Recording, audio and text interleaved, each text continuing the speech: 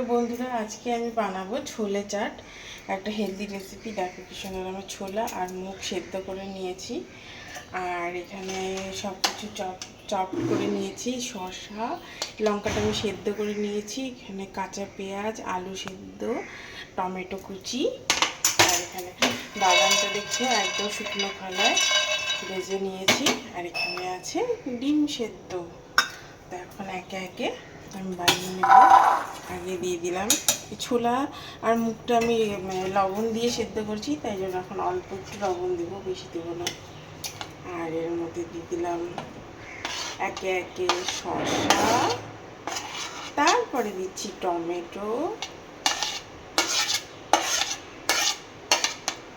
তারপরে এই আলুগুলো কুচি করে রেখেছি এগুলো দিয়ে দিলাম। তারপরে দিচ্ছি পেঁয়াজ কুচি,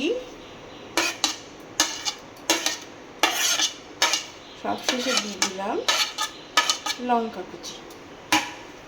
আর এগুলোকে ভালো করে মেখে নেব।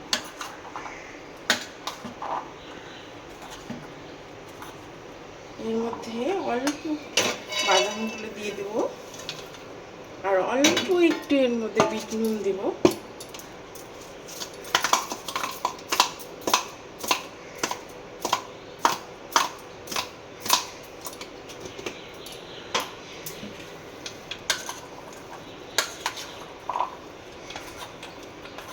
দেবো এখানে আমি একটু গোলমরিচ গুঁড়ো, আর ডিমগুলো কুচি কুচি করে কেটে, বেশি কুচি করব না, এরকমই লম্বা লম্বা করে ডিমগুলো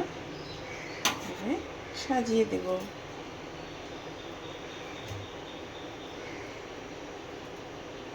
এইভাবেই আমি তৈরি করে ফেলি আমার ছোলে চাট। এটা খেতেও খুব টেস্টি হয় এবং এটা খাওয়াও খুব হেলদি।